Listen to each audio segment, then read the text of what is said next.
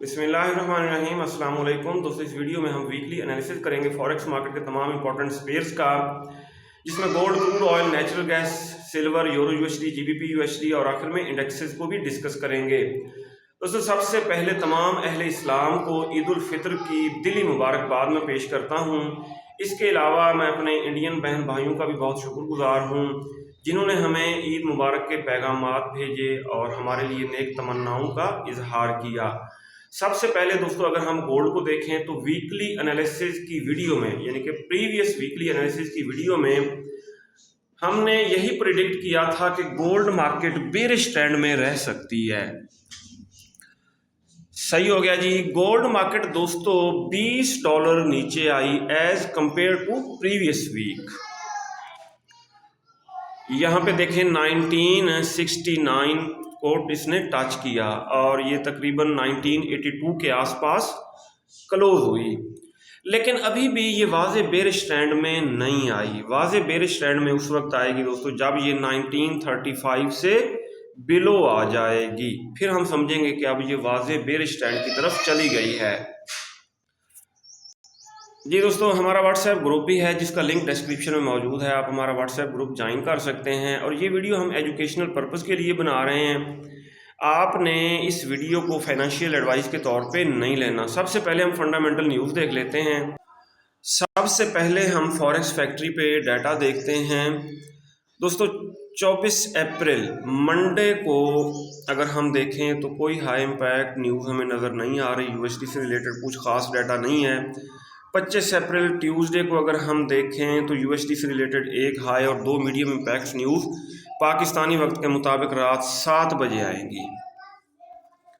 और इसी तरह 26 अप्रैल वेडनेसडे को ऑस्ट्रेलियन डॉलर से रिलेटेड 3 हाई इम्पैक्ट्स न्यूज़ हैं और यूएसडी से रिलेटेड 2 मीडियम इम्पैक्ट्स न्यूज़ हैं 5:30 बजे। इसी तरह 27 अप्रैल थर्सडे को यूएसडी से रिलेटेड बहुत इम्पोर्टेंट डाटा आएगा।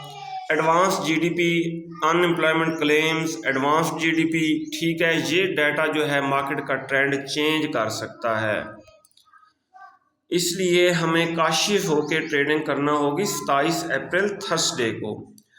और 27 अप्रैल को ही एक मीडियम इम्पैक्ट न्यूज़ आएगी रात 7 बजे और नेचुरल गैस स्टोरेज का डाटा आएगा रात 7:30 बजे। इसी तरह 28 अप्रैल को देखें तो जापानीज़ येन का डाटा है और फर्दर नीचे आते हैं कैनेडियन डॉलर से रिलेटेड हाई इम्पैक्ट न्यूज़ है और यूएसडी से रिलेटेड 2 हाई इम्पैक्ट न्यूज़ हैं पाकिस्तानी वक्त के मुताबिक 5:30 बजे आएंगी। ट्रेडिंग व्यू पे अगर हम देखें तो गोल्ड मार्केट 1982.37 पे क्लोज हुई और न्यूज़ अगर हम देखें यहाँ बिटकॉइन के बारे में सबसे पहले बता रहे हैं could drive up to $35,000 by end of Q2, यानी कि फर्स्ट क्वार्टर इस साल का पहली सहमाई, यानी कि पहले 3 महीने गुजर चुके हैं, अगले 3 महीनों में ये 35,000 को टच कर सकता है। इसलिए अगर ये डाउन आता है 20,000 के आसपास तो इसको बाय किया जाए। गोल्ड के हवाले से अगर हम न्यूज़ देखें, gold closes back under $2,000 despite a weak dollar and lower yields. इसी तरह दोस्तों crude oil XTI USD, WTI USD, US oil 77.93 पे क्लोज हुआ। WTI crude oil closes higher up होके क्लोज हुआ even as demand concerns persist. Demand concerns भी मौजूद हैं, डिमांड में कमी है लेकिन फिर भी अप होके क्लोज हुआ है। FX स्ट्रीट पे अगर हम देखें gold steadies around 1980 down $20 for the week. ठीक है, अगर प्रीवियस वीक के साथ कंपेयर किया जाए तो गोल्ड डाउन आया है $20। फर्दर अगर हम देखें तो यहाँ पे बता रहे हैं कि 1940 ये गोल्ड की सपोर्ट है। अगर 1940 को ब्रेक कर दिया तो फिर ये बेरिश हो जाएगा। और यहाँ पे बता रहे हैं कि 2000 को ब्रेक किया तो ये फर्दर फिर अप जा सकता है 2020 की तरफ और 2040 की तरफ अप जा सकता है। और 1940 को अगर ब्रेक किया तो 1920 की तरफ डाउन आ सकता है और 1900 की तरफ भी डाउन आ सकता है। इसलिए स्ट्रांग सपोर्ट 1940 और strong resistance 2000 for the coming week. जी दोस्तों, DXY को देखें तो ये हमने जोन ड्रा किया था, मार्केट इस जोन को ब्रेक नहीं कर सकी। अगर इसको ब्रेक करके फर्दर अप जाता DXY तो गोल्ड मार्केट काफ़ी डाउन आ सकती थी, लेकिन DXY ये हमारे जोन जो है इस हमारे जोन से बिलो ही रहा। एक दो दफ़ा इसको ब्रेक करने की कोशिश की, बल्कि ज़्यादा दफ़ा, 1 2 3 4 दफ़ा, लेकिन डाउन ही क्लोज हुआ। अब दोस्तों सिनारियो क्या बन रहा है ये देखें, ये है मास्क और ये एक तरह का बुलिश फ्लैग बन रहा है और ज़्यादा चांस ये है कि मार्केट इसमें कंसोलिडेशन करते करते इसका ब्रेकआउट बुलिश होगा और gold market coming week down आ सकती है। जी दोस्तों, अगर हम डेली एनालिसिस की बात करें तो मैंने आपको बताया था फ्राइडे की फोरकास्ट में कि गोल्ड मार्केट ये देखें बेरिश ऊपर बना रही है। एक मिनट, H1 के टाइम फ्रेम में मैं दिखाता हूँ। हाँ जी, यहाँ पे मैंने बताया था कि बेरिश इनगल्फिंग बना रही है और ये सेल का जोन मैंने ड्रा किया तो यहाँ से डाउन, और मैंने बताया कि 1974 तक डाउन आ सकती है। ये मार्केट 1969 तक डाउन आई, ठीक है, उससे भी ज़्यादा डाउन आई और ये ट्रेंड लाइन से, ये देखें, ये ट्रेंड लाइन से बिलो है। अब हम लेवल्स लगा लेते हैं, ये पुरानी लाइनें वगैरह हम कर देते हैं डिलीट, फ्रेश लेवल्स लगाते हैं हम। सबसे पहले हम वीकली टाइम फ्रेम हम करेंगे ओपन और वीकली टाइम फ्रेम में हम ये आखिरी कैंडल को देखेंगे। ये देखें, ये रेड कैंडल क्लोज हुई है डॉजी के बाद। वीकली टाइम फ्रेम में ये गोल्ड मार्केट डाउन आने के लिए पर तोल रही है, सही, क्योंकि अप ट्रेंड में डॉजी बनने का मतलब ये है कि बायर्स की पावर इक्वल हो चुकी है सेलर से, बायर्स और सेलर्स की पावर इक्वल हो चुकी है, सही है।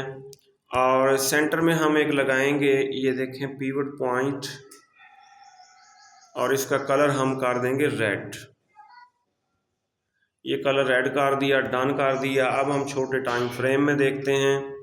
ये दोस्तों वीकली लेवल्स बन रहे हैं, यानी कि वीकली सपोर्ट, रेजिस्टेंस और पिवट पॉइंट, ठीक।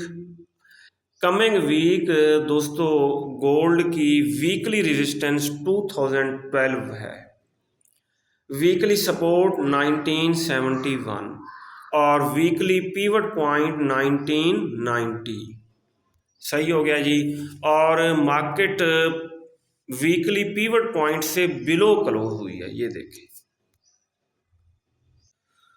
अब हम रीसेंट हाई जो है उसके ऊपर भी हॉरिजेंटल लाइन ड्रा कर लेते हैं। ये है रीसेंट हाई 2047, इसका कलर कर लेते हैं ग्रीन, डन कर दिया। अब दोस्तों हमारी ट्रेडिंग स्ट्रेटेजी क्या होनी चाहिए गोल्ड के ऊपर, यहाँ हम ट्रेंड लाइन ड्रा करेंगे।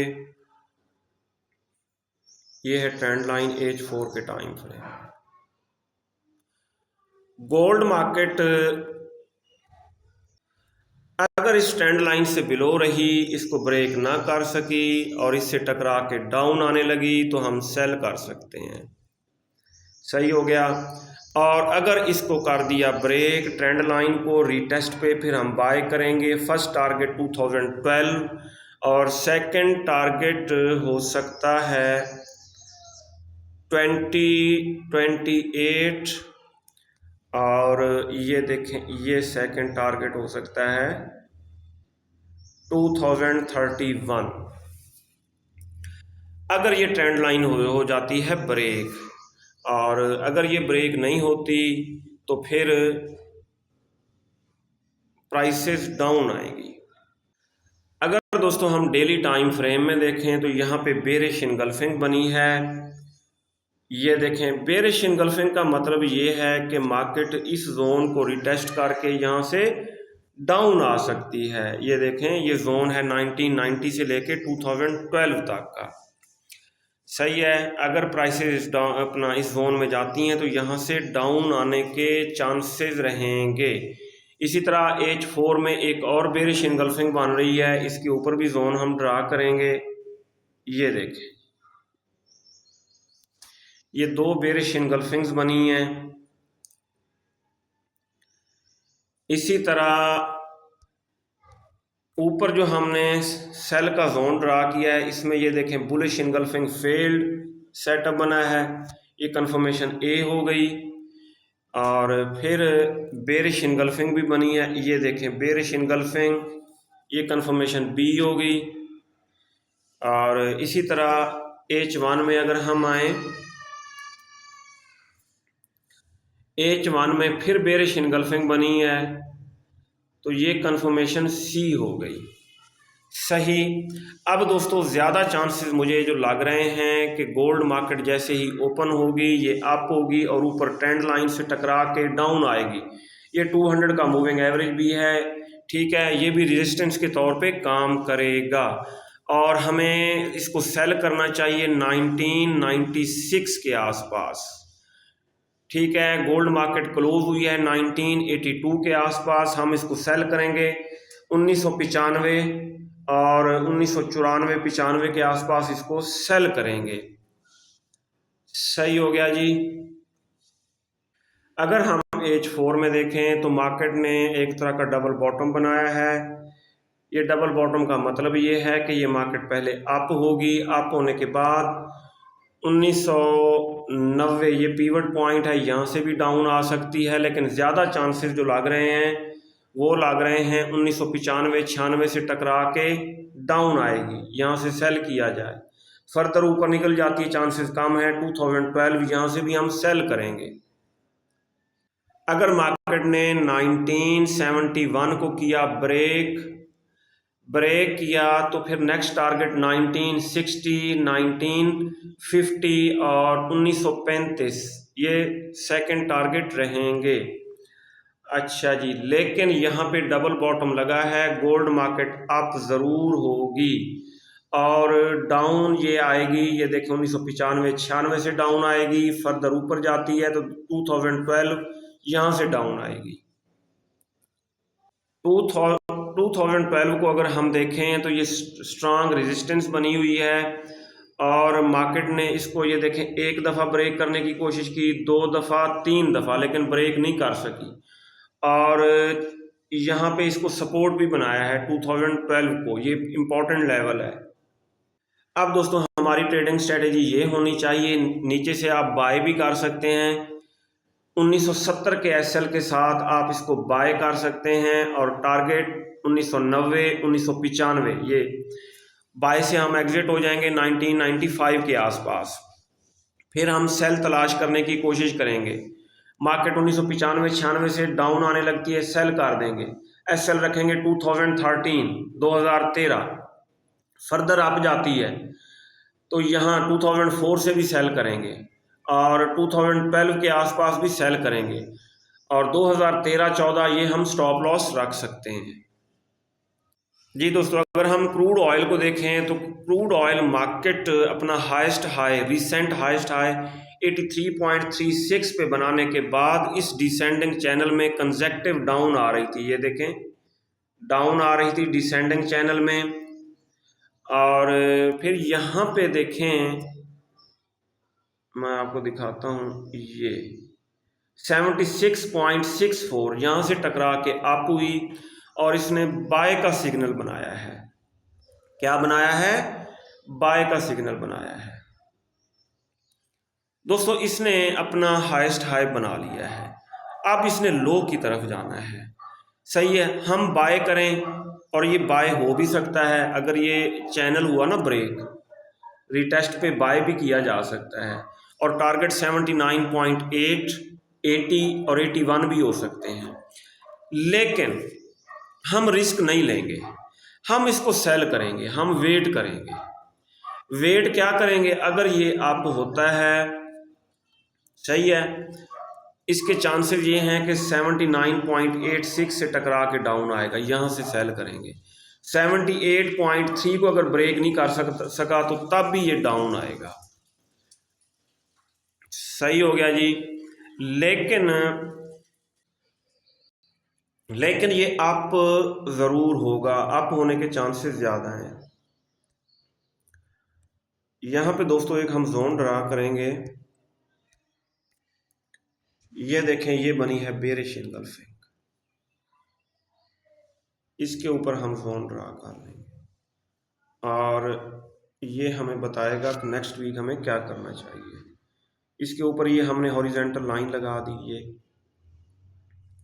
और एक नीचे लगाएंगे हॉरिजेंटल लाइन, ये ला के। अब ये जोन हमें बता रहा है 77.4 से लेके 78.1, ये सेल का जोन है क्योंकि बेरिश एंगल्फिंग बनी है। सही है।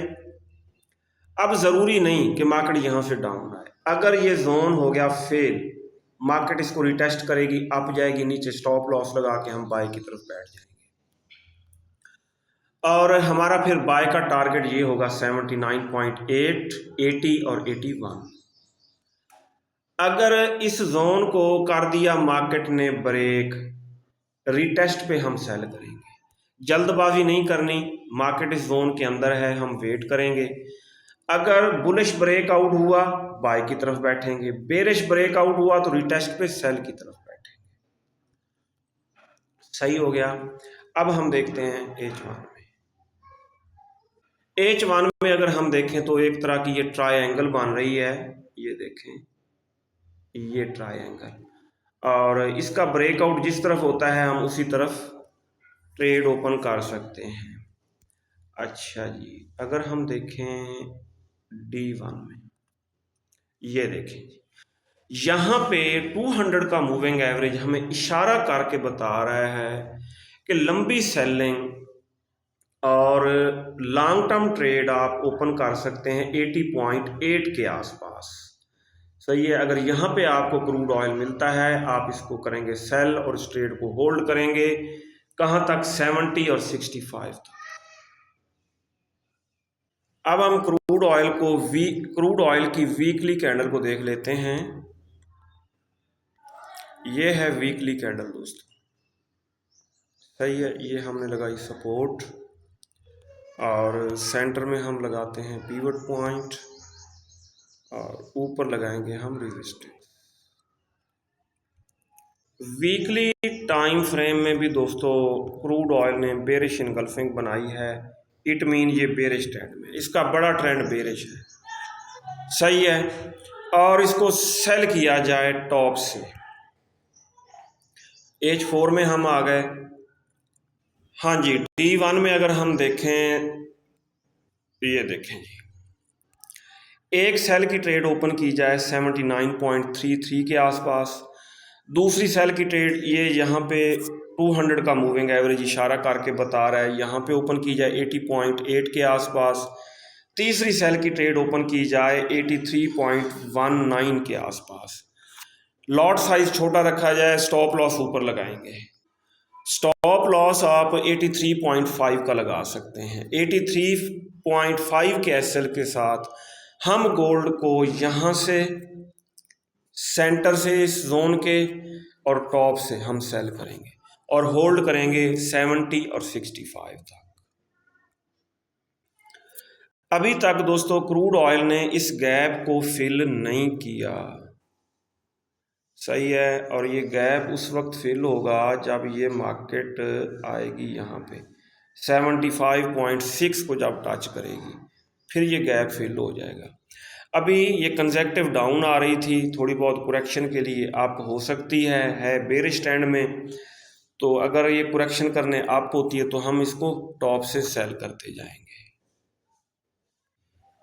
नेचुरल गैस एक्सचेंजी यूएसडी को अगर हम देखें, इसने लो लगाया 2.1 पे, यहाँ से मैंने बाइंग कराई थी प्रीवियस वीकली एनालिसिस की वीडियो में। यहाँ पे डबल बॉटम भी एक तरह का बना के मार्केट अप हुई और 2.53 तक अप होने के बाद करेक्शन करने डाउन आई और 2.4 के आसपास क्लोज हुई।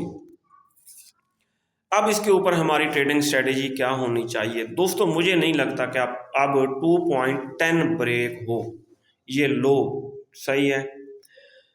अब हमें करना क्या चाहिए, यहाँ पे ये देखें बनी है बुलिश इंगल्फिंग, सही है, ये बना है मॉर्निंग स्टार। अब हम ये D1 का टाइम फ्रेम है ना, इसके ऊपर हॉरिजेंटल लाइंस लगाएंगे। ये हो गई, एक और हॉरिजेंटल लाइन लेके आएंगे।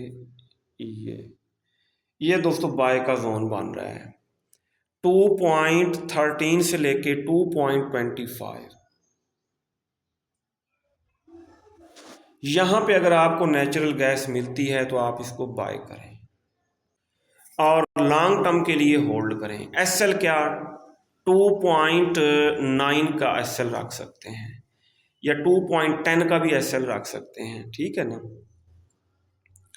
2.9 के एसएल के साथ हम इसको बाय करेंगे और ये मार्केट इस जोन में आने के बाद 2.25, 2.20 और 2.13 यहाँ से दोबारा अप हो सकती है, ठीक हो गया। और लॉन्ग टर्म के लिए आप इसको होल्ड भी कर सकते हैं। अगर 2.9 वाला एसएल हिट हो गया, 2.9 नहीं 2.09 वाला एसएल हिट हो गया तो जान छूट जाएगी, ठीक है। फिर हम देखेंगे 1.5 के आसपास पाएंगे और अगर इस जोन में आने के बाद अगर अप हुई तो फिर ये जाएगी 3 की तरफ। जी दोस्तों, सिल्वर मार्केट को अगर हम देखें तो यहाँ पे बुलिश इनगल्फिंग बनी थी डेली टाइम फ्रेम में और ये बाय का जोन था और मैंने आपको बताया था कि इस बाय के जोन से हम सिल्वर को बाय कर सकते हैं। ये देखें, ये जोन था बाय का और मार्केट अभी तक इस जोन को ब्रेक करके डाउन नहीं आ सकी, सही। अब हम देख लेते हैं H4 का टाइम फ्रेम क्या कहता है, सही है, ये बाय के जोन में आई हुई है ये मार्केट। अब दोस्तों सिल्वर मार्केट मेरे मुताबिक थोड़ा अप होने के बाद इसने आना डाउन ही है।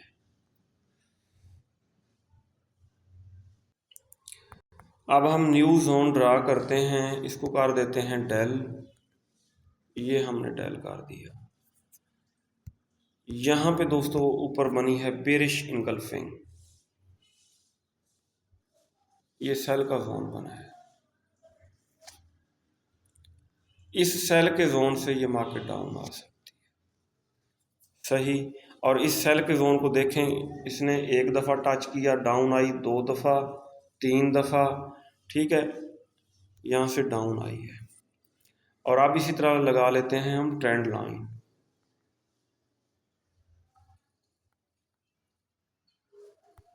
ट्रेंड लाइन लेके आएंगे, ये है ट्रेंड लाइन,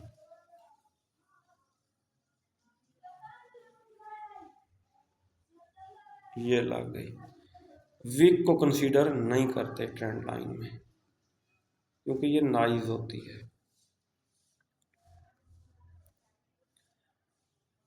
अब आ गए हम H4 में,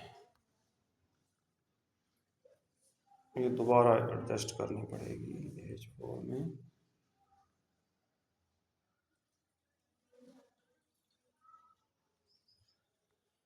सिल्वर मार्केट दोस्तों कमिंग वीक बेरिश ट्रेंड में रह सकती है।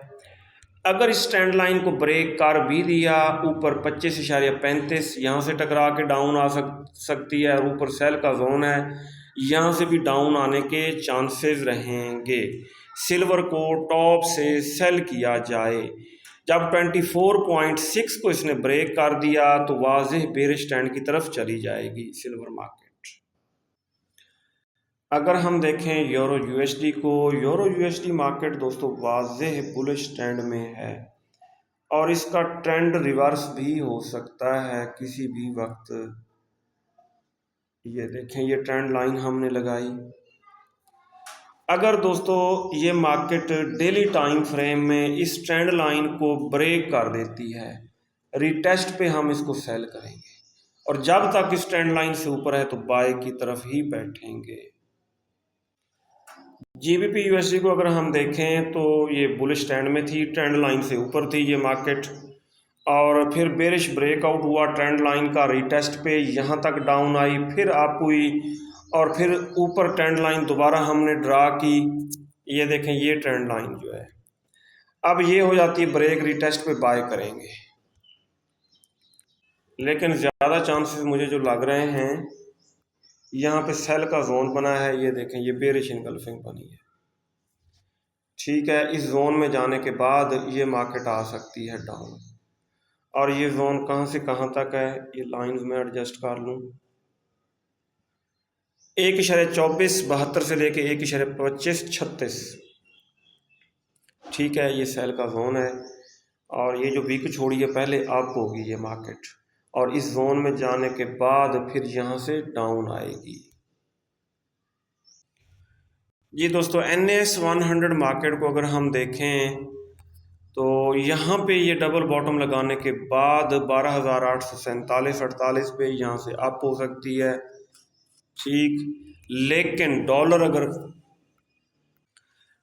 अगर महंगा होने लगा तो फिर ये मार्केट डाउन आ सकती है।